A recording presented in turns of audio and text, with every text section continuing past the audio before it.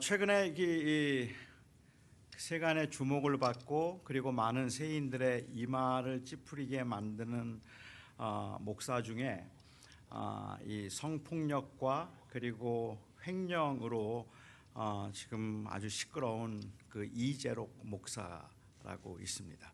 만민중앙교회에 담임을 오랫동안 했던 이재록 목사라는 사람이 최근에 아주 시끄럽고 그리고 또 말이 많이 구설수에 많이 오르고 있는 것 같은데 10여 년 전에 PD 수첩에서 이 교회 밖에 있는 사람들에게도 유명해질 만큼 이 이재록 목사에 대해서 취재를 한 적이 있습니다.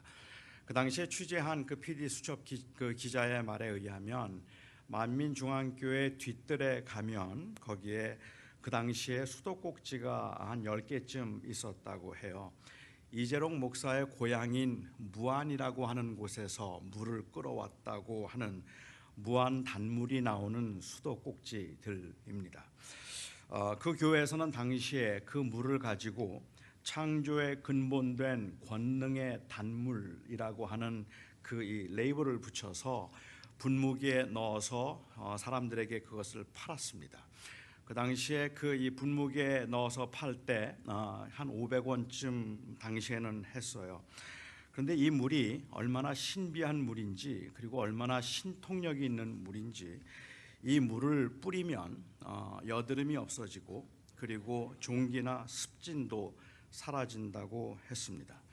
그뿐만 아니라 이 물을 병아리나 백합에 뿌리면 죽어가던 꽃이 생기가 돌고 그리고 죽어가던 그 병아리도 다시 살아난다고 했어요.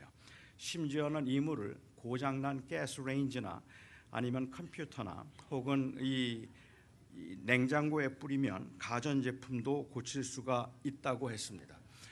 정말 그것보다 더 신기한 것, 여러분들이 꼭 한번 사고 싶다는 충동을 일으키게 만드는 그 신기한 것은 눈에 뿌리면 쌍꺼풀이 생깁니다. 요즘도 제가 최근에도 그 만민중앙교회 이 웹페이지에 가 보았는데 거기에 나온 간증들 중에 여러 많은 간증들이 있지만 특별히 무한 단물을 뿌려서 쌍꺼풀이 생겼다는 분들의 간증이 거기에 제법 나와 있는 것을 보실 수가 있습니다. 당시 10여 년 전에 이 사실을 고발했던 기자가 그 교회 교인에게 이 물이 정말로 만병통치약이라고 믿는가라고 물었을 때 그 당시에 교인들은 아주 거침없이 그럼요, 믿음으로 믿고 믿음으로 바르고 그리고 믿음으로 한번 마셔보세요. 암은 물론이고 무슨 병이든지 다 고칠 수 있습니다라고 대답을 했습니다. 아마 여기에 계신 많은 분들은 그러한 그 반응을 보면서 세상에 저렇게 어리석을 수 있을까라는 생각을 하시겠지만 사실 그래서 그 교회 교인들이 어리석다고만 말할 수는 없을 것 같습니다. 이성을 잃을 수 있을 만큼 맹신적이 될 수 있는 인간의 심리나 또한 그렇게 무엇이든지 의존할 수밖에 없을 만큼 절박한 상황에서 아무것도 할 수 없는 이 인간의 연약함이라는 것은 사실은 생각할수록 안타깝습니다. 얼마나 오죽했으면 그 말을 믿을까 싶을 만큼, 오죽했으면 그 말을 정말 사실이라고 믿고 그 물에 의존해서 그 물을 마셔보기도 하고 그 물을 뿌려보기도 생각할까 하면 참 안타까운 마음이 있기 때문에, 그렇기 때문에 이 인간의 연약함을 이용해서 사람들을 속이려고 하거나 사기를 치려고 하거나 혹은 그렇게 사람들을 속임으로 권세를 누리려고 하는 사람들, 이런 사람들의 잔인함은 더 견딜 수가 없습니다. 문제는 교회가 그런 누를 범할 수 있다는 겁니다. 그것이 저희가 경계해야 될 부분이라고 생각하는데, 워싱턴에 가면 The Church of the Saviors라고 하는 유명한 교회가 있습니다. 인종차별을 극복하고 지역사회를 섬김으로 아주 모범이 되는 독특한 교회입니다. 이 The Church of the Saviors는 1947년에 세워진 교회이고 그 교회를 세운 목사는 골든 카스비라고 하는 목사입니다. 사실 이 목사님이 그 지역사회에 미친 영향력만큼 유명한 분은 아니라서 골든 카스비가 누군지 모르는 사람들이 아마 훨씬 더 많겠다 싶기는 하지만 이 골든 카스비 목사는 The Church of the Savior를 개척하고 그 교회에서 65년 동안 사역을 하면서 교회를 대형 교회로 키우려고 하기보다는 오히려 제자로서의 실천적인 삶을 한결같은 마음으로 강조하고 교인들에게 가르쳤던 참으로 존경스러운 분입니다. 이 골든 카스비 목사는 버지니아 린치버그라고 하는 곳에서 출생을 했어요. 그가 16살 때 그의 형과 함께 흑인 빈민촌가를 지나간 적이 있었답니다. 그런데 그렇게 빈민촌가를 지나가다가 한 작은 교회에 들렀는데, 그런데 그 교회 교인들이 다 흑인들이죠. 자기 교회는 목사가 없다고 했습니다. 그때 이 골든 카스비가 16살밖에 안 됐는데도 불구하고 혹시 여러분들이 허락해 주신다면 제가 여러분들을 섬기겠습니다라고 그렇게 제안을 했어요. 16살짜리 백인 소년이 흑인 교회에 와서 봉사를 하고 섬기겠다고 하니까 많이 망설이기는 했지만 한 번만 기회를 달라고 해서 그가 16살에 그 흑인 교회에서 목회를 시작해서 신학대학원에 갈 때까지 그 교회에서 사역을 했습니다. 그가 그 교회에서 사역을 할 당시에 그 교회에 아이를 6둔 홀로 된 여인이 그 교회에 다니고 있었는데 그 당시에 한 달에 40불을 가지고 아주 힘겹게 근근히 연명을 하고 있었답니다. 1930년대 이야기니까 40불의 가치가 지금 40불보다는 물론 높았겠지만 7 식구가 살기에는 그 당시에도 턱없이 부족한 금액입니다. 그런데 이 여인은 40불씩 받는 중에 한 달 40불 가지고 생활하는 중에 매달 4불씩 교회에 헌금을 했습니다. 우연히 이 사실을 알게 된 이 카스비 목사가 여인을 찾아갔어요. 그리고는 그 여인에게 헌금을 할 의무가 없으니까 어렵고 힘든 상황에서 그 돈을 가족들을 위해서 쓰고 교회는 헌금하지 않아도 된다고 그렇게 권면을 했습니다. 그런데 그 여인은 힘들고 어려운 상황에서도 하나님의 은혜에 감사하고 하나님을 온전히 의지하는 믿음을 표현하고 싶은 마음 때문에 비록 어렵고 힘들지만 그 어렵고 힘든 상황에서도 하나님을 온전히 의지한다는 어떤 저항적인 신앙과 그리고 또한 그럼에도 하나님의 은혜로 살아가고 있다는 그 감사의 표현을 하기 위해서 헌금을 하지 않아도 된다는 카스비 목사의 그 제안과 그리고 이 말을 정중하게 거절을 했습니다. 그리고 계속 4불씩 헌금을 했습니다. 저는 힘든 상황에서도 헌금을 함으로 헌금을 통해서 정말 이 세상에서 재물이 아닌 하나님을 의지한다는 그런 저항적인 신앙과 그리고 또한 하나님께 감사하는 마음을 표현하려고 했던 이 여인의 믿음이 굉장히 귀하다는 생각이 들고 동시에 이 여인을 찾아가서 헌금을 하지 않아도 하나님은 당신을 사랑하시고 당신이 하나님을 사랑한 걸 아니까 헌금하지 않아도 된다고 말했던 이 카스비 목사의 용기도 저는 존경스럽습니다. 그렇게 말할 수 있음도 참 귀하다는 생각을 합니다.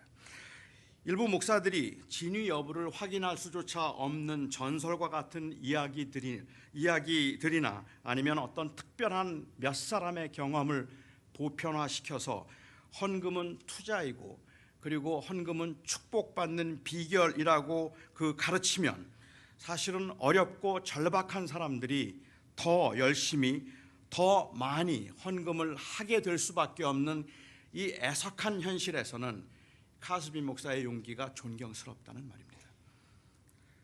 오래전에 부흥회 참석을 하면 어김없이 부흥회 때 들었던 이야기, 요즘도 부흥회에서 자주 들을 수 있는 이야기가 끼니조차 해결할 수 없었지만 죽으면 죽으리라는 심정으로 가진 재산을 전부 다 하나님께 헌금을 했더니 하나님께서 복을 주셨다느니 하는 일마다 안 되어서 낙심하던 차에 집회에 갔다가 용기를 내어서 어제 저녁에 말씀드렸던 것처럼 모아두었던 건축 헌금을 전부 다 장사미천을 건축 헌금으로 드렸더니 하나님께서 귀인을 만나게 하셔서 사업이 대박이 나게 하셨다느냐는 전설과 같은 이야기들 우리는 참 많이 들었습니다.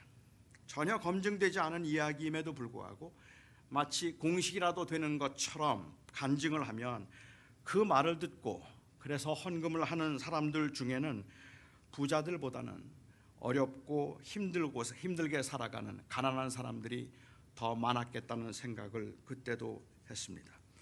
11조가 복을 받는 비결이라면 아마 부자들은 11조를 해야 될 이유를 별로 찾지 못할 겁니다. 그렇게 안 해도 얼마든지 넉넉히 잘 살고 있기 때문에 그렇기도 하겠죠. 이것은 마치 11조가 복을 받는 비결이고 그래서 하나님께서 축복하신다는 이 말들은 부자들보다는 가난하고 그리고 도움이 절실하게 필요한 사람들이 복권을 더 많이 사기 때문에 이 복권을 가난하고 힘없는 사람들을 향한 painless tax라고 고통 없는 세금이라고 부르는 논리하고 크게 다르지 않을 거라고 저는 생각을 합니다. 어제 제가 말씀드린 것처럼 저는 그런 간증들이 꾸며낸 이야기라고 생각하지는 않습니다. 그게 가짜이거나 만들어낸 이야기는 아닐 겁니다. 사실이 아닌 거짓을 속여서 말하는 것도 문제이기는 하지만 설령 실제로 있었던 일을 말한다 할지라도 어제 말씀드린 것처럼 한 사람의 경험을 그 개인의 특별한 경험을 보편화시키거나 아니면 일반화시켜서 공식을 만드는 것은 마치 아침이 왜 오는가 물었더니 닭이 울어서 아침이 왔다고 말하는 것과 같은 전혀 상관이 없는 이야기일 수도 있겠다 생각합니다. 의도가 악하거나 아니면 아주 이기적인 마음에서 비롯된 것일 경우는 훨씬 더 위험합니다. 순진한 동기에서 했다 할지라도 위험하지만 악한 동기에서 한 것은 훨씬 더 위험하겠죠. 이런 특별한 사례들이 마치 사실인 것처럼 그리고 그게 공식인 것처럼 말해서 교회는 건물을 올리고 목사는 주의 종이라는 구실로 좋은 대접을 받으며 살았는지는 모르지만 사실은 복을 받았다는 사람들보다는 실망과 배신감으로 교회를 떠난 사람들이 더 많고 교회는 약하고 가난한 사람들을 배려하고 그들의 입장을 생각해서 그들을 도와주려고 하기보다는 오히려 그들의 그 연약함을 이용해서 그들의 그 연약함 가운데 이 절실한 심리를 이용해서 오히려 교회가 더 많이 복을 받으려고 하고 더 많은 것을 누리려고 했다는 사실, 실제로 그 지도자들과 교회가 아주 풍성하게 많은 것들을 누리고 있는 현실을 보면서 정말 많은 사람들 실망했습니다. 그리고 긴 시간을 가난과 아픔과 싸우면서 하나님의 축복의 때를 막연히 기다리는 사람들이 지금도 사실은 훨씬 더 많다는 이 현실이 증거하는 하나님의 무자비하심, 하나님의 무정하심, 그리고 또한 그 하나님의 무관심하심이 많은 사람들의 마음을 닫게 만들었습니다. 그리고 많은 사람들이 교회를 떠나기 시작합니다.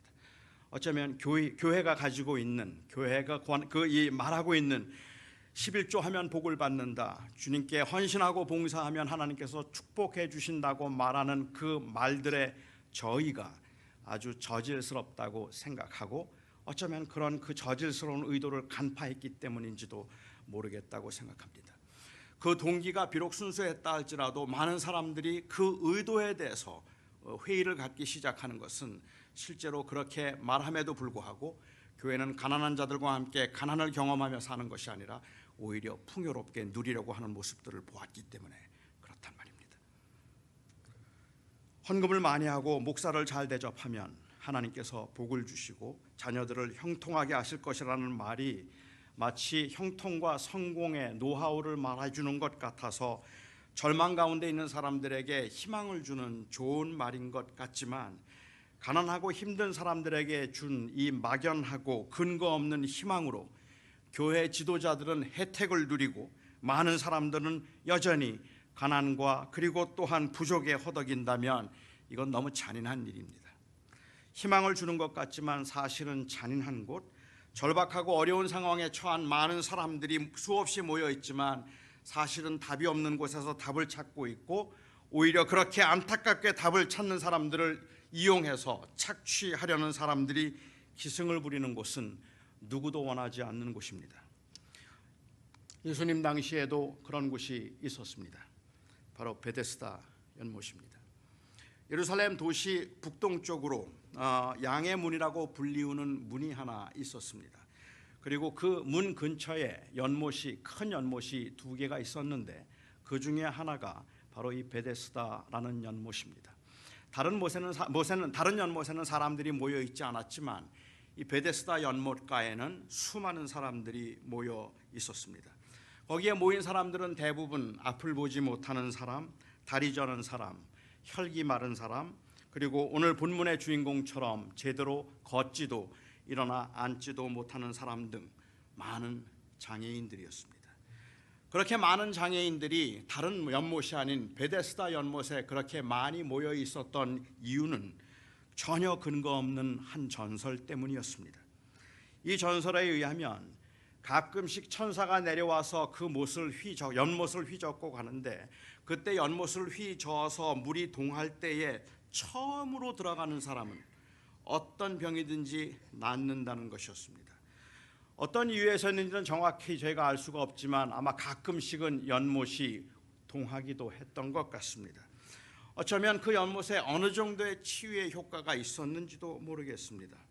사람들은 그렇게 물이 동하는 것은 천사가 내려와서 그 연못을 휘젓는 것이라고 생각을 했고, 그래서 많은 사람들은 저 연못에 뛰어들면, 제일 먼저 들어가면 무슨 병이든지 나을 수 있다는 그 희망 때문에 그곳에 많은 사람들이 모여 있었습니다.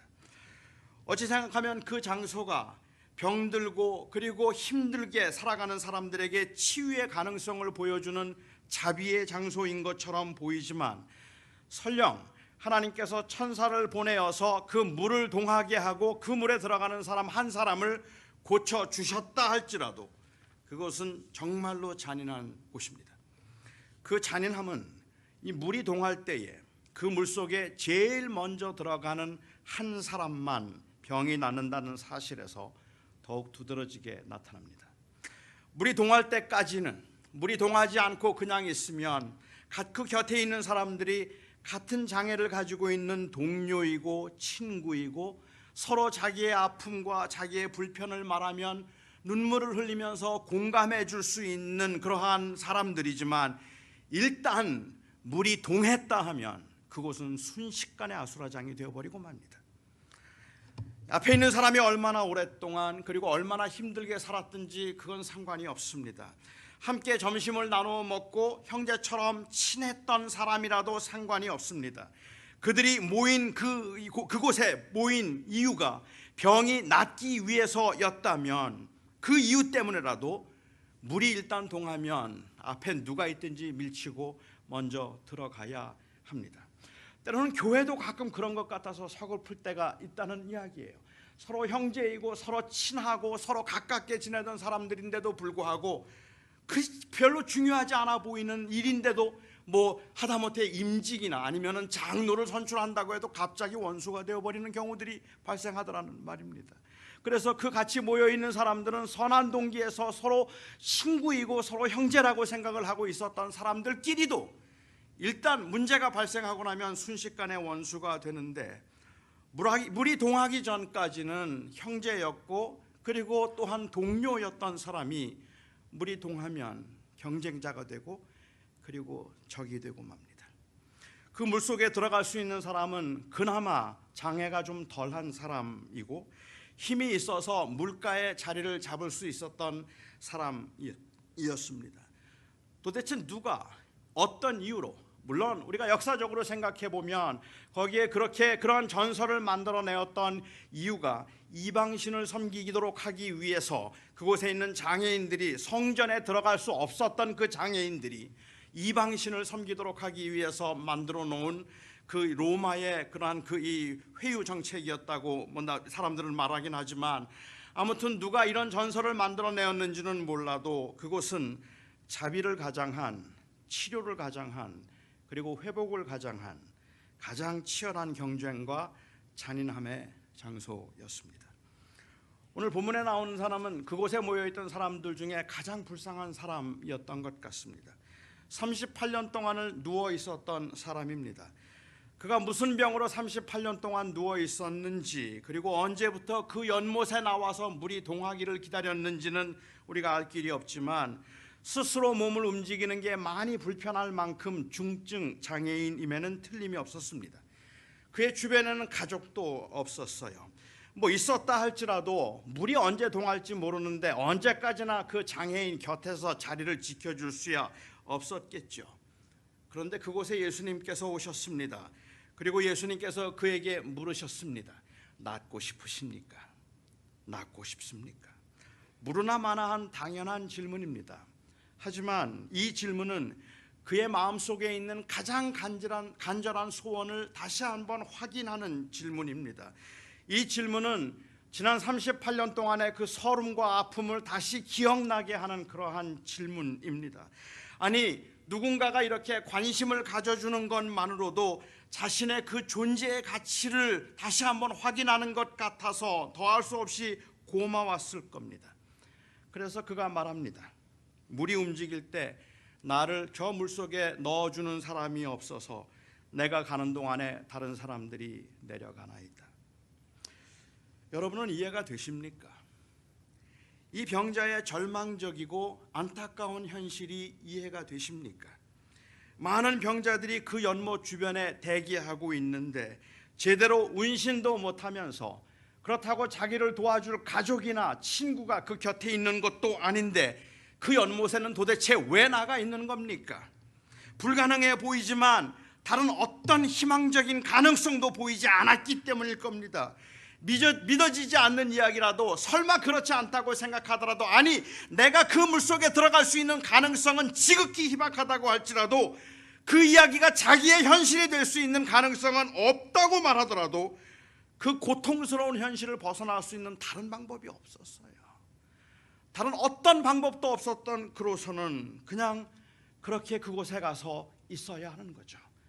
누군가 와서 말을 붙여주고, 그때 혹시 물이라도 동해서 재빨리 나를 던져줄 수만 있어도 좋겠다는 뭐 그런 막연한 희망 때문이기도 할 겁니다.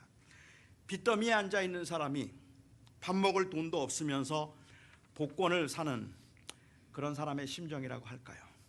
일반 사람들은 도대체 먹을 걸 차라리 사지 왜 복권을 사는가라고 말할 수 있는 그러한 그 절실한 심정이, 먹을 걸 먹지 못하라도 복권이라도 사야 되겠다고 생각할 수 있는 그의 절박한 심정 비슷할지도 모르겠어요.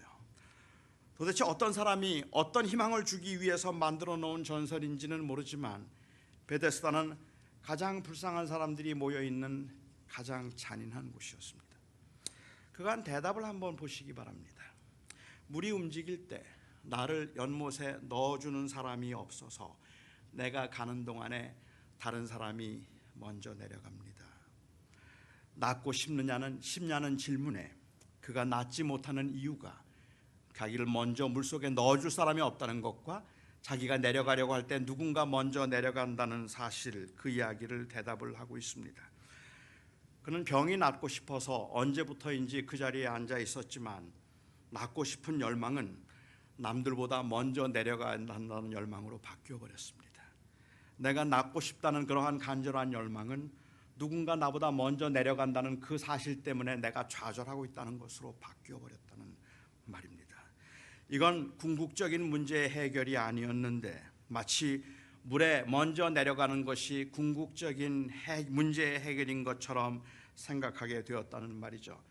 그래서 남들이 나보다 먼저 내려간다는 것이 인생의 문제이고 나를 그 연못에 데려다 줄 사람이 없다는 것이 그의 인생의 궁극적인 문제가 되어버렸습니다. 이것은 사실은 생명을 잃어버린 소망이 없는 사람들의 열망입니다. 마치 우리의 문제가 학위가 없다는 데 있는 것이고, 우리의 문제가 돈이 없다는 데 있는 것이고, 누군가 나를 도와주어서 돈을 좀 벌게 해준다면, 누군가 나를 도와주어서 내가 그 사업만 좀 잘할 수 있게 만들어 준다면 그러면 될 것인데, 정말로 내가 가지고 있는 문제는, 내 문제는 내가 열심히 하려고 하지만 나보다 먼저 내려가는 사람이 있다는 것이 항상 문제라는 말이죠.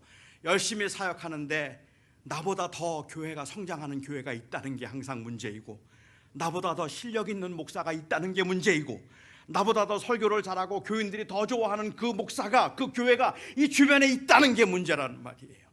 그들만 없으면, 누군가 나를 좀 도와주면, 누군가 나와 함께하면 그러면 될 텐데, 내 인생의 문제는 내게 그것이 없어서 문제인 것처럼 보여진다는 말입니다. 목회를 하면서도 왜 그렇게 목회가 힘들까? 나를 도와주는 동역자가 없기 때문에 목회가 힘든 것이고, 그리고 정말로 함께하는 사람들의 헌신적인 헌신이 없기 때문에 그래서 목회가 힘든 것이고, 나를 이해하고 사랑하는 사람이, 사랑해주는 사람이 없기 때문에 목회가 힘든 것이라서 모든 문제는 결국은 나보다 먼저 내려가는 다른 사람 때문에 힘든 거예요. 저도 그런 경우들을 많이 경험하게 됩니다. 목회를 하면서 제가 제일 힘든 건 뭐냐면, 제가 섬기던 교회보다 더 큰 교회들이에요. 그들만 없으면 저는 세상에 행복한 사람이에요. 제일 성공한 사람이 되니까, 제일 먼저 내려가는 사람이 되니까. 우리가 가지고 있는 고민들이 어떤 고민인가 한번 생각해 보면, 항상 우리는 인생의 궁극적인 목적이 내가 돈이 좀 없다는 거예요. 내가 건강하지 않다는 거예요. 내가 남들만큼 배우지 못했다는 거예요. 그런 것들 때문에 남들이 나보다 먼저 앞서가고 있기 때문에, 그래서 나에게는 희망이 없습니다. 내 문제가 여전히 이곳에 남아 있습니다라고 말을 하는 거죠. 마치 몸이 약해서 인생이 실패인 것 같고, 돈이 없어서 하루 인생을 사는 것 같고, 돈만 벌고 몸만 건강해지면 행복해질 수 있다는 착각을 하는 겁니다. 동화는 물에 들어가면 낫는다 생각할 때 그렇겠죠. 주님께서 그에게 낫기를 원하시는가 물으신 것은 다시 문제의 본질로 돌아오라는 초청의 질문처럼 저에게는 들립니다. 물에 먼저 내려가기를 원하느냐, 아니면 낫기를 원하느냐? 낫기를 원하는가, 아니면 남들보다 더 잘 살기를 원하는가? 비록 남들을 이기는 것이 문제의 해결인처럼 보인다 할지라도 그건 사실이 아니었는데, 그게 사실처럼 보이기 시작하면 인생은 허황된 것을 쫓아서 방황하게 됩니다. 남들을 이기는 것은 문제의 해결이 될 수 없습니다. 목회를 하다 보면 교회를 성장시키고 교인들을 변하게 하는 것이 마치 소명인 줄 착각하게 됩니다. 그래서 최선을 다해서 열심히 노력하는데도 교회가 부흥이 안 되고 사람들이 변하지 않으면 낙심하죠. 그 좌절과 낙심 가운데 하는 말이 있습니다. 아무도 나를 데려다 주는 사람이 없고 나보다 항상 다른 사람이 먼저 갑니다. 행복하고 싶다는 열망은 부자가 되고 싶다는 열망으로 바뀌고, 하나님과 동행하겠다는 열망은 사람들에게 인정받는 최고가 되겠다는 열망으로 변질이 됩니다. 하나님의 말씀을 깨닫고 순종하겠다는 열망은 인정받는 학자가 되겠다는 열망이 되고, 하나님의 사랑을 전하고 싶다는 열망은 큰 교회의 목회자가 되어야 한다는 열망과 혼동이 됩니다. 그런데 항상 누군가가 나보다 먼저 내려가고 누군가가 나보다 먼저 물속에 들어갑니다. 그래서 좌절하죠. 그곳에 주님께서 찾아오셨습니다. 주님은 그곳에서 가장 불쌍한 사람을 만나셨고, 그에게 일어나 걸으라 말씀하셨고, 그는 일어나 걸을 수 있었습니다. 동하는 물이 그를 고쳐준 것이 아니라 예수님이 그를 고쳐주었습니다. 주님은 그를 동하는 물속에 넣어주심으로 고치신 것이 아니라 주님의 능력으로 고쳐주셨습니다. 그러니까 주님께서 하신 일은 주님의 능력으로 그를 먼저 물속에 던져주신 것이 아니에요. 물에 넣어주지 아니하시고 주님께서는 그 병을 고쳐주신 겁니다. 그런데 우리가 예수를 믿으면서, 예수를 믿는 목적이, 주님을 믿으면 주님께서 나를 도우셔서 나를 제일 먼저 그 물속에 들어가게 해주실 것이라고 생각을 하죠. 그래서 그것이 마치 우리가 예수를 믿는 목적인 것처럼 생각을 하고, 예수를 믿었더니 예수님께서 나에게 복을 주셔서 저 사람을 이기게 하시고 저 사업보다 내 사업이 더 번창하게 하시고, 그래서 그 동하는 물속에 다른 누구보다도 나를 제일 먼저 들어가게 해주셨습니다. 이게 우리가 들었던 간증이라면 주님께서는 그를 물속에 넣지 않으시고 그 병을 고쳐주셨습니다.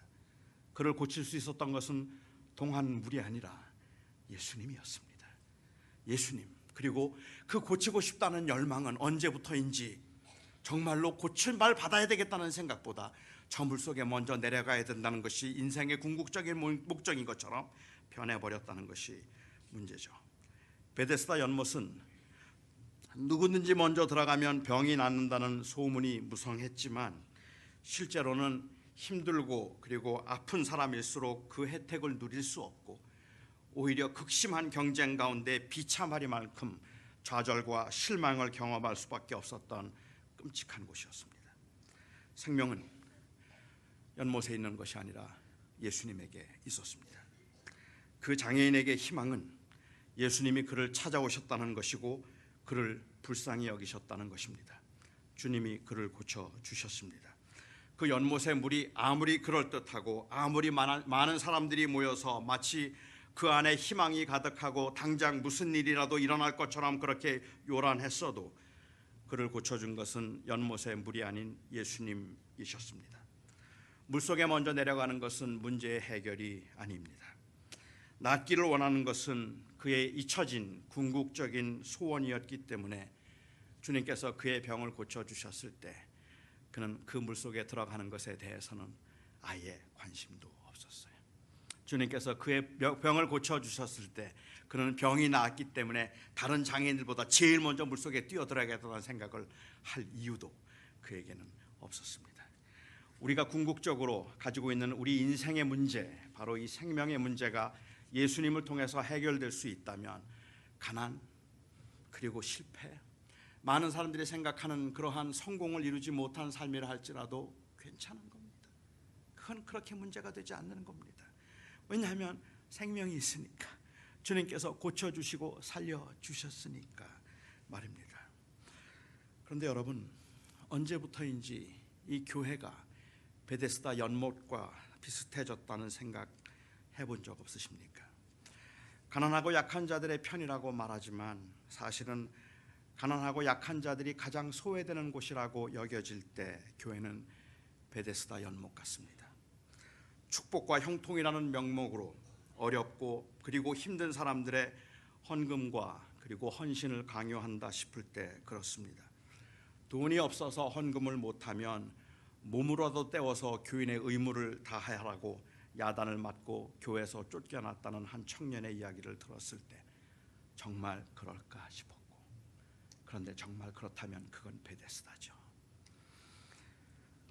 아버지의 죽음에 슬퍼하는 유족에게 장례식 때 명예장로 시켜줄 테니 헌금하라고 한 그 부탁을 말을 들었다며 분노하는 제 친구의 이야기를 들었을 때, 장애인이나 가난한 사람들이 교회에 많이 나오면 교회 분위기가 우중충해져서 다니기 싫어진다고, 그래서 수준에 맞는 사람들과 교회에 다니고 싶다는 말을 들었을 때 교회가 베데스다 연못과 같다는 생각이 들었단 말입니다. 제가 한 도시에 가서 집회를 하는데 거기에 6개의 교회가 있었어요. 6개의 교회가 모두 다 유학생들 교회였습니다. 그 6개의 교회에서 제가 연합 집회를 했는데 한 목사님이 어느 날 저에게 그런 말씀하세요. 목사님, 이 6교회 중에 다 유학생의 교회인데 한국 강남에서 살다 온 유학생들이 다니는 교회가 따로 있는 거 아십니까? 그래요. Is that right? 정말로 그럴 수 있을까? 정말로 그게 가능할까 싶은데, 만일 가능하다면 이게 베데스다 연못 아닙니까? 너무 간절한 마음으로 사람들이 도움을 구하면서 모여 있지만 베데스다 연못은 생명이 없는 곳이었습니다. 거기에 고침이 있다는 소문을 듣고 몰려든 사람들이지만 시간이 지날수록 상처만 깊어질 뿐이고 그 어떤 문제도 해결이 없었습니다. 예수님이 계시지 않으면 교회는 이와 같이 베데스다 연못이 되고 맙니다. 얼마나 많은 사람들이 모여 있든지 그냥 베데스다 연못입니다. 그렇게 모인 사람들에게 구원과 생명을 주지 못한 채 많은 사람들이 모여 있다는 것만 자랑하거나 더 많은 사람들을 그 연못가로 모으려고만 한다면 그것은 절실하게 도움이 필요한 사람들을 기만하고 있는 행위라는 말입니다. 연못 주변을 아무리 화려하고 그럴듯하게 치장을 해놓고 그곳에 모인 사람들이 물이 동할 때까지 지루하지 않도록 아주 세련된 이벤트로 사람들을 즐겁게 해주어도, 물이 동하도록 하기 위해서 간절하게 부르짖고 기도를 해도 제발 물 한 번만 동해서 내 병이 낫게 해달라고 온 교인들이 밤을 새워가면서 목이 터지도록 기도를 해도 거기에는 생명이 없는 겁니다. 예수 안에 생명이 있는 겁니다. 예수 그리스도, 그 예수 그리스도가 주인 되심으로 그를 믿는 자들에게 생명을 주시고 그를 믿는 자들에게 자유를 주시는 이 생명의 역사가 교회에서 나타나지 않는다면, 아무리 많은 사람들이 모여서 재력을 자랑하고 실력을 자랑하고 점점 더 많은 사람들이 모여서 그 설교 잘한다는 목사의 말을 듣고 수많은 사람들이 모여들어서 거기에서 화려한 이벤트를 하면서 정말로 행복한 교회 생활을 한다고 말하지만, 이건 베데스다 연못밖에 아무것도 아니란 말입니다. 그곳에는 모인 가난한 사람들과 약한 사람들과 실제로 생명이 필요한 사람들이 계속해서 상처를 받는 곳일 수밖에 없습니다. 저는 베데스다에 동하는 물이 목사일 수 있다고 생각합니다. 그것은 교회 봉사일 수도 있겠고, 교인들 간의 교제일 수도 있겠고, 행사들일 수도 있습니다. 그 교회에 동하는 물은 직분일 수도 있습니다. 교회에서 인정받는 것일 수도 있습니다. 아니, 어쩌면 이 동하는 물은 바로 이 교회의 성장과 그리고 성공일 수도 있습니다. 아무리 좋아 보이는 것이라 할지라도, 당장에 보기에는 그리 유해해 보이지 않는 것이라 할지라도, 거기에 영혼을 구원하고 인간의 궁극적인 문제를 해결할 수 있는 생명이 없다는 사실 때문에 사람들이 거기에 모여 있다는 것 자체가 위험한 일입니다. 예수 그리스도를 통한 생명과 구원을 말하지 않는다면, 오직 예수 그리스도를 통해서 우리에게 생명이 있기에 그 예수를 만나도록 하고 예수 그리스도가 우리의 주인이심을 고백하도록 하고, 비록 이 세상에서는 어렵고 힘들고 가난하고 지친 삶을 살고 있기는 하지만 예수 그리스도를 통해서 나에게 주신 그 생명 때문에 내가 영원한 하늘나라에 소망을 두고 살아간다는 그 소망을 확인하게 하고 다시 다짐하게 하고, 그래서 서로 격려하도록 만드는 이 놀라운 생명의 역사가 그곳에 없다면 그건 그냥 종교적 활동일 뿐입니다. 아니, 어쩌면 이 거짓된 소망으로 그리고 거짓된 평안으로 사람들의 약한 마음을 흔드는 아주 불건전한 집단일 수도 있습니다. 힘이 센 사람이 인정받고 유능한 사람만 살아남을 수 있는 타락의 원리가 주도하는 곳, 그것은 예수 그리스도께서 머리가 되신 교회일 수 없습니다. 교회는 문제 있는 사람들, 상처받은 사람들, 그리고 죄인들, 약하고 소외된 사람들이 찾아옵니다. 그들은 그들의 문제를 해결해 줄 수 있다는 소문을 듣고 벼랑 끝에 몰린 자의 심정으로 찾아옵니다. 가난해서 오고, 아파서 오고, 지치고 힘들어서 옵니다. 그런데 우리는 압니다. 가난을 해결하고 질병을 해결하고 신분 문제를 해결하는 것이 당장은 시급한 문제 해결인 것 같지만, 그것이 근본적인 인생의 문제를 해결해 주지 못한다는 것을 우리는 모두 다 압니다. 저는 사람들이 가지고 있는 당장의 시급한 인생의 문제라도 해결해 주기 위해서 최선을 다하는 것 필요하다 생각하고, 그래서 사회사업도 필요하고 가난한 자들을 위해서 여러 가지 많은 봉사를 하는 것도 필요하다고 생각합니다. 예수님께서 병자를 고쳐주신 것처럼 할 수 있다면 무엇이든지 돕고 섬기고 싶습니다. 그런데 베데스다 연못은 그런 곳도 아니었어요. 여러분 아십니까? 사람들은 교회가 생명을 주지도 못하면서 약한 자들의 편에서 그들을 배려하는 그런 곳도 아니라는 사실에 굉장히 분노하고 있다는 것을 말입니다.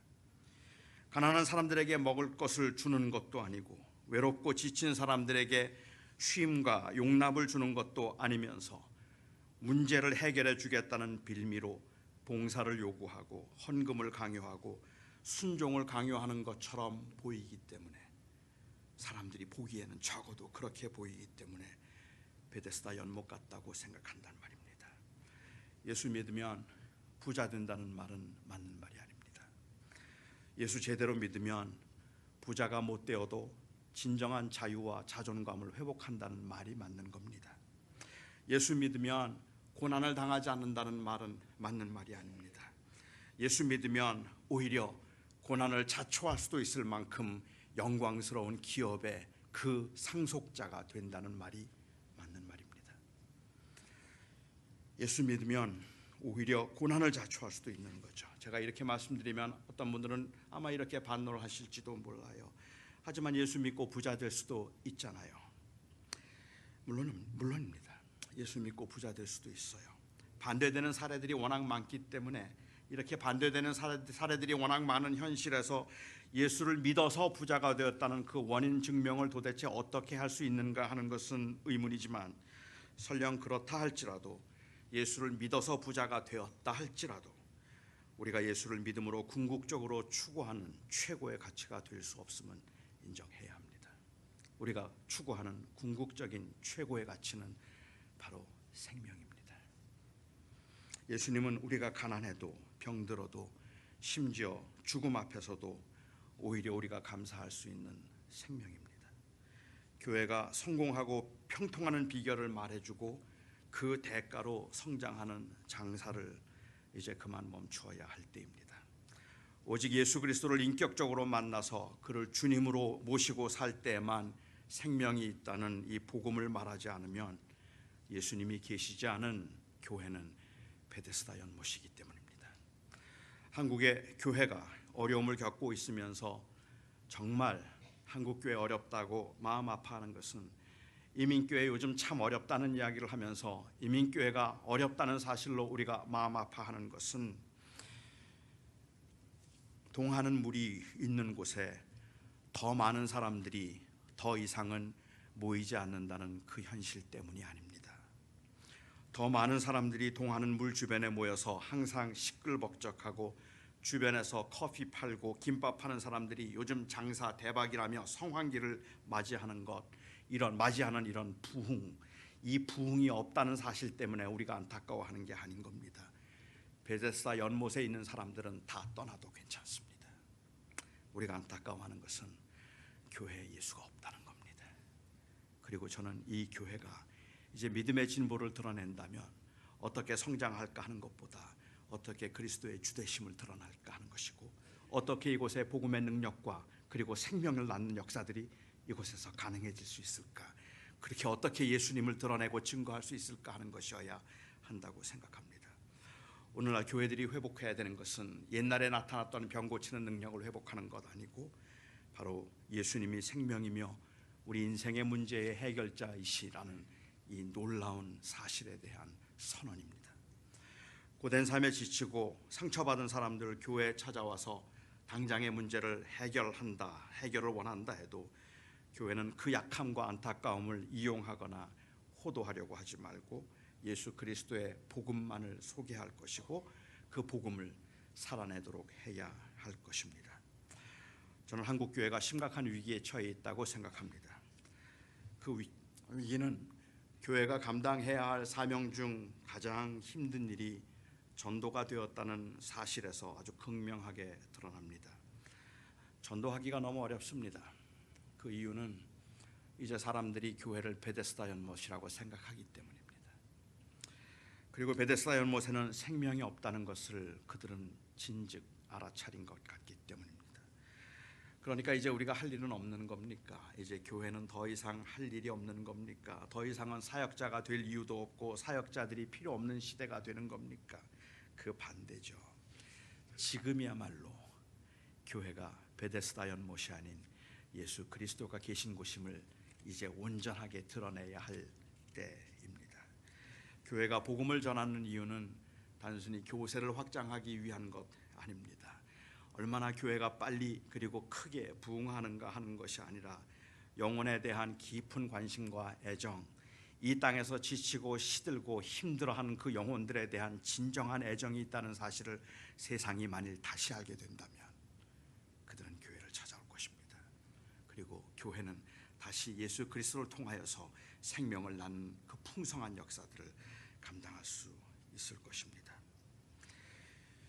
세상이 우리에게 관심을 보이지 않는다 할지라도 예수님을 통해서 생명을 경험한 저희들은 베데스다 연못과 같은 허망한 곳에서 물이 동함을 기다리면서 제일 먼저 뛰어내려갈 수 있는 힘이 없음을 안타까워하고 그 힘을 달라고 구할 것이 아니라 예수님, 그 주님과 동행하며 주님을 누리는 그 삶에 우리가 최선을 다해야 할 것입니다. 한 30년쯤 전에 피츠버그 제1장로교회에서 심호하셨던 브루스 딜만이라고 하는 목사님이 계신데, 한 번은 이 브루스 딜만 목사님이 피츠버그 그 교회에서 계실 때 서재에 계시는데 교회 집사님 한 분이 찾아오셨습니다. 이런저런 이야기를 나눈 중에 그 집사님이 이런 이야기를 했어요. 교회는 정작 어려운 사람들을 도와주어야 할 때가 되면 항상 대야신학에 빠집니다. Bayesian theology, 대야신학에 빠집니다. 신학을 꽤 오랫동안 공부했지만 이 띨만 목사님은 대야신학이라는 말은 들어본 적이 없었거든요. 그래서 그 집사님에게 물었습니다. 대야신학이 뭡니까? 집사님이 이렇게 설명을 합니다. 예수님께서 십자가에 잡히시던 날 저녁에 다락방에서 식사를 하시던 주님은 누가 더 큰가, 누가 더 큰 자인가를 다투고 있는 그 제자들을 보시며 안타까운 마음으로 거기에 다락방에 있던 대야를 가져오라고 하셨습니다. 그리고는 대야에 손을 담가서 제자들의 발을 씻겨 주셨습니다. 몇 시간 후에 주님은 겟세마네 동산에서 기도를 마치고 내려오시다 붙잡히셔서 빌라도의 법정에서 재판을 받으셨죠. 그때 빌라도는 예수님에게 죄가 없음을 알고 있었지만 예수와 상관하지 말라는 아내의 조언에 따라서 법정에 있던 대야를 가져오라 했습니다. 그리고는 그 대야에 손을 담그며 나는 저 사람의 피와 아무 상관이 없다라고 했습니다. 교회는 평소에는 예수님께서 손을 담그셨던 다락방에 있던 대관에서 이야기를 하지만 정작 어려운 사람들과 가난한 사람들의 편에서 그들을 도와주어야 할 때가 되면 어김없이 빌라도 법정의 대야를 끌어다가 손을 담그며 나는 저 사람의 피와 아무 상관이 없습니다. 나는 저들의 고난과 저들의 아픔과 아무 상관이 없습니다라고 그렇게 손을 씻는 모습이 대야신학에 빠진 것이라고 이야기를 해 주었습니다. 저는 교회가 베데스다 연못이어야 한다고 생각합니다. 가난한 사람들, 소외된 사람들, 아픈 사람들이 모여들어야 합니다. 생명이 없어서 절망적인 사람들이 모여들어야 합니다. 교회는 가진 사람들의 모임이어서도 안 되고 안정된 사람들만의 리그이어서도 안 되고 잘 믿는 사람들끼리 서로 사이좋게 지내는 화목하게 지내는 곳이어서만도 안 됩니다. 예수의 사람들은 세상의 빛이라는 주님의 선언에 따라서 세상을 떠나지 않고 세상에 존재하며 주님이 부르시는 그날까지는 세상의 소망이 되어야 합니다. 물이 동하기를 기다리며 물이 동할 때 물이 물속에 들어가기 위한 그 치열한 경쟁과 그리고 그 치열한 긴장과 경쟁 가운데 살고 있어서 이 세상에 있는 그 소외된 많은 사람들에게 낫기를 원하십니까? 물을 수 있어야 합니다. 불의에 대항해야 하고 가난과 싸워야 하고 억울한 사람들의 편에서 그들을 부축해주고 용기를 주고 실제적인 도움을 줄 수도 있어야 합니다. 예수 그리스도께서 다스리시는 하나님의 나라, 그리스도께서 통치하시는 하나님의 나라가 도대체 어떤 것인가를 이 세상에서 조금은 맛보게 할 수 있는, 맛보게 해야 하는 사명도 교회에는 있습니다. 가난하고 아픈 사람들에게 나는 당신의 고난과 아무 상관이 없다고 빌라도 법정에 있던 대야를 끌어 손을 담가서는 안 되는 거죠. 예수님께서 베데스다 연못을 찾아가셨듯이 절망 중에 물의 동함을 바라보고 있는 사람들을 찾아가야 되고 오게 해야 합니다. 그래서 교회는 베데스다 연못이어야 합니다. 하지만 동시에 교회는 베데스다 연못이어서는 안 됩니다. 그들을 구제하고 그들이 먼저 물에 들어갈 수 있도록 배려해 주는 건 굉장히 중요한 일이지만 그 물에는 생명이 없습니다. 그래서 모인 그 많은 사람들에게 소외되고 가난하고 문제의 해결을 알지 못하고 그리고 방황하고 있는 많은 사람들에게 교회는 예수 그리스도를 전해야 합니다. 동하는 물을 말하는 것이 아니라 그리스도를 전해야 합니다. 이제 물로 사람을 모으는 호객 행위를 멈추어야 합니다. 여러분이 모두 아시는 것처럼 주님은 제자들에게 세상의 소금이라고 말씀하셨지 세상의 소금이 되라고 말씀하지 않았습니다. 이 말에 함축된 의미는 참 다양하겠지만 제가 생각할 수 있는 또 한 가지 최근에 많이 생각하게 만드는 의미가 있다면 주님께서 너희는 세상의 소금이라 말씀하시고 소금이 되라고 말씀하지 않으신 것은 주님께서 우리로 하여금 이 세상에서 세상을 바꾸라고 명령을 내리고 계시는 것이 아니라 오히려 체인징 에이전트로 살아내라고 주님께서 말씀하신 것이라는 생각을 하게 됩니다. 다니엘 때에도 그리고 요셉의 때에도 그들을 통해서 하나님께서는 바벨론과 애굽을 하나님의 나라로, 하나님 믿는 나라로 만드신 것 아닙니다. 그것은 하나님의 계시가 아니었죠. 하나님의 나라는 반드시 임하게 될 것이니 구별된 백성으로 살아내라는 것이 주님께서 다니엘과 욥에게 내리셨던 약속이었습니다. 이 세상은 주님께서 주님의 때에 바꾸실 겁니다. 그런데 교회는 세상을 자꾸 바꿔야 된다고 생각해요. 그리고 세상을 바꾸려고 하다 보니까 제가 요즘에 보는 바로는 이 세상을 바꾸는 게 만만치 않더라고요. 그래서 세상을 바꾸기 위해서 제일 필요한 게 힘이에요. 세상을 바꾸겠다는 그럴듯한 명분으로 교회는 대형화를 추구했습니다. 이 세상을 바꾸기 위해서는 힘이 있어야 되니까, 그 힘이 없으면 세상을 바꿀 수 없으니까, 그리고 세상을 바꾸자는 그 슬로건과 우리는 이 세상을 바꾸어야 한다는, 세상을 바꾸어야 한다는 그 비전이, 소위 말하는 그 비전이 교회로 하여금 대형화되고 힘을 갖도록 만들었고, 그렇게 힘을 가진 모습이 시간이 지나면서 점점 생명 없는 베데스다 연못처럼 되어버렸다는 겁니다. 저와 여러분은 이 땅에 살아가면서 얼마나 크게 세상을 바꿀까 하는 것이 아니라 우리에게 주어진 우리의 삶의 현장에서, 지금 이 교회에서, 그리고 여러분의 삶의 현장에서 어떻게 예수가 나의 생명인가를 드러내고 그 예수님과 동행하는 삶을 살아가는 것, 그게 그냥 우리의 사명입니다. 우리의 사명은 주님께서 힘을 얻어서 빨리 힘을 모아서 세상을 바꾸라는 것이 아니라, 우리에게 주신 주님의 사명은 내가 있는 그곳에서 그 동하는 물이 아니라 예수가 생명임을 증거하라 말씀하고 계시는 것입니다. 만일 기독교가 세상을 바꾸자 했다면 이 세상을 기독교화시키기 위해서 우리가 추구했던 것은 단순히 기독교 제국을 만드는 것이었는지도 모르겠습니다. 그리고 세상을 기독교화하겠다는 이 열망을 통한 힘과 세력의 합리화는 교회를 베데스다 연못으로 만들기에 충분한 동기가 되었습니다. 아마 세상을 바꾸자고 말하면 여기에 계신 여러분 중에도 제일 필요한 사람은 능력 있는 사람이겠죠. 힘 있는 사람이겠죠. 돈 많은 사람들 아니겠습니까? 그런 사람들이 제일 교회가 필요하죠. 그래야 세상을 바꿀 테니까 말입니다. 그렇지 못한 사람들은 교회에서 걸림이 될 뿐입니다.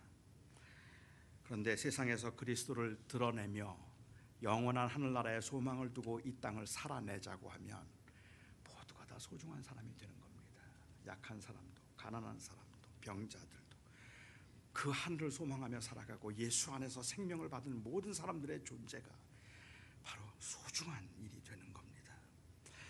예수는 교회가 세상을 변화시키는 곳이 아니라 구별을 통해서 세상에 존재함으로 동하는 물이 아닌 예수님을 드러내야 하는 것입니다. 예수는 수단이 아니라 목적입니다. 제일 좋은 자리를 주님께 내드린다 할지라도 예수는 일부분이어서는 안 되고 전부여야만 합니다. 동하는 물로 데려다 줄 예수가 아니라 더 이상 동하는 물 없이도 고쳐주고 생명을 줄 예수, 현대인들에게 필요한 그 생명입니다. 예수의 제자들은 바로 이 생명을 드러내는 사람들이고, 교회란 바로 그렇게 예수 그리스도가 머리이시며 생명임을 고백하는 사람들이 함께 모여서 영원한 하늘의 소망을 두고 그 소망 때문에 서로를 위로하고 격려하는 곳입니다. 절대로 이 교회 안에서 자기를 드러내므로 동하는 물이 주도하는 것 같은 모습을 보이지 않기를 바랍니다. 우리에게 생명을 주는 것은 바로 예수뿐입니다.